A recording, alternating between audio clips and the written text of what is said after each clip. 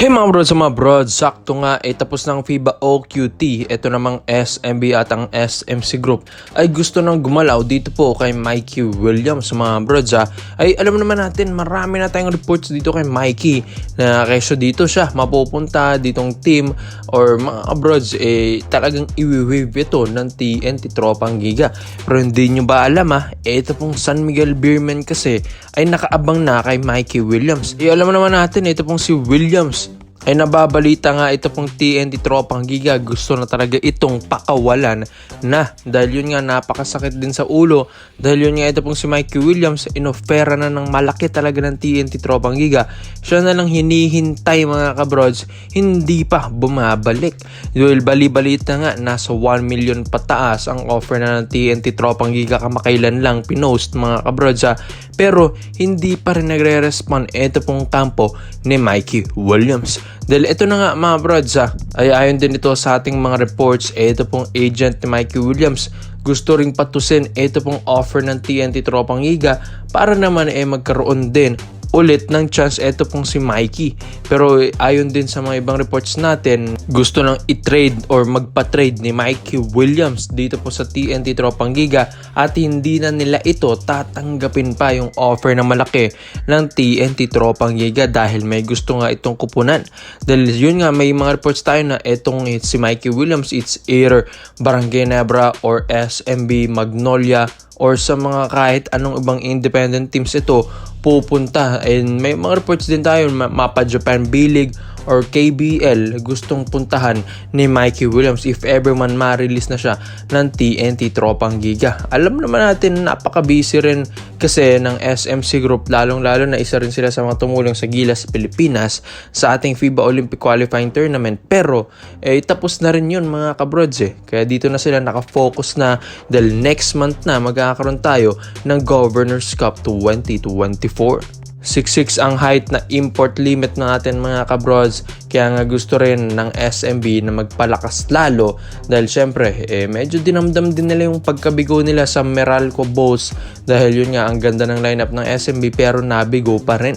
Kaya ito pong si Mikey Williams gusto nilang kunin at gustong isampal sa MVP group na sila pa rin ang Alpha dito sa Governors Cup 2024 dahil alam naman natin ng SMB palaban ito pag may import conference na yun nga pagdating din sa mga locals nakikipag-trade sila ng magandang player para naman matulungan yung import nila.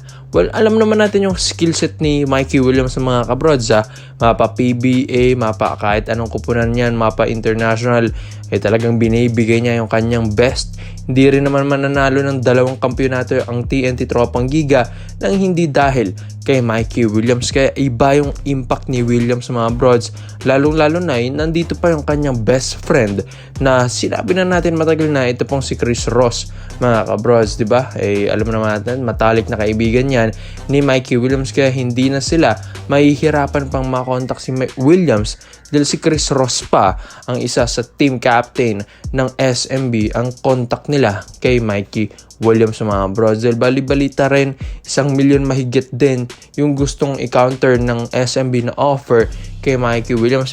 May bali-balita nga tayo mas mataas yung offer ng TNT kaysa sa SMB kay Mikey Williams pero mas gusto kasi ni Williams sa SMB dahil mas marami nga daw itong bonus lalo na pag nasa championship ka. Kaya ikaw mga bros sa tingin nyo ba Mikey Williams ay dapat pang kunin na ng SMB para nga in preparation for the August or next month Governors Cup 2024. So dito naman po tayo sa kabilang balita naman natin mga broads sinabi na rin natin kanina after nga ng FIBA OQT ito po si Chris Newsome ay talagang binigay niya yung kanyang best din sa ating bansa. Yun nga, alam natin si Coach Tim Cone ay talagang paborito niyang player or point guard talaga. Ito pong si Chris Newsome. Palagi niyang binababa dito. Best defender na point guard ito po si Chris Newsome. Talagang hindi ito nagpapatinag sa mga ibang lahi. Kaya salute talaga kay Newsome mga broads. At may bali-balita rin tayo mga broads parang gusto na rin ilakad ng Hinebra at ni Chris Newsome ito pong trading na gusto nilang gumagawa dahil yun nga, paborito ito ni Coach Tim Cone at komportable si Newsome kay Coach Tim Cone at yun nga, gusto nilang i-ship na si Newsome sa Ginebra, San Miguel. So via 3-team trade, ito mga kabrods, kumbaga tatlong kuponan ito, kahit naman hindi ito sister team pero via 3-team trade daw, ayan ay ayon sa mga reports natin mga kabrods. Itong si Chris Newsome ay sabi nga nila ay mas magaling nga daw ito kay Scottie Thompson dahil may scoring, magaling na defender and mas malaki kay Scottie. Kaya nga gusto rin ni Coach Tim Cone na dalawa sila ni Thompson dyan na maging backcourt rotation ng Barangay Ginebra San Miguel. Hindi man napagilas ito pong si Scottie Thompson dahil may mga rason din tayo dyan. Important matters din ito pong si Scottie. Pero nandiyan naman si Chris Newsome sa ating Olympic qualifying tournament. Kaya tignan nyo naman mga broads, natalo natin yung Latvia na number 6 sa world. Tapos muntik pa natin matalo yung Georgia kaya na-eliminate pa natin yun na number 22 or 23 sa world. Tapos nakalaban pa natin at nakatungtong pa tayo ng semifinals against Brazil na number 12 in the world mga abroad, samantalang Pilipinas number 37 lang. Kaya hindi yan magagawa ng Gilas Pilipinas kundi dahil kay Chris Newsome. What a heroic performance dito sa Gilas Pilipinas, kaya hangang-hanga si Coach Tim Cone dito sa kanilang point guard na si CJ Perez and Chris Newsome mga kabrods. Pero outstanding performance talaga kay Newsome dito mga kabrods. Kaya itong si Coach Tim Cone gustong-gusto niya yung mga ganitong player, kaya gusto na nila mangyari mga kabrods ito pong trade habang off-season pa dahil next month ng Governors Cup mga kabrods ilang tulog na lang din Governors Cup na, kaya kailangan din mag-prepare ng Ginebra, lalong-lalo na fresh pa from FIBA Olympic. Ito pong si Coach Tim Cone talagang madadala niya yung kanyang experience sa Governors Cup at yun nga, syempre mas mapapadali na ito sa kanya, lalong-lalo na iba yung world stage kaysa sa PBA. Kaya di malabo na kung itong si Newsome ay mapunta sa Ginebra hindi na talaga ako magugulat dyan mga kabrods sa performance ni Newsome or skill set ni Chris Newsome mga kabrods. Ibang-iba rin talaga.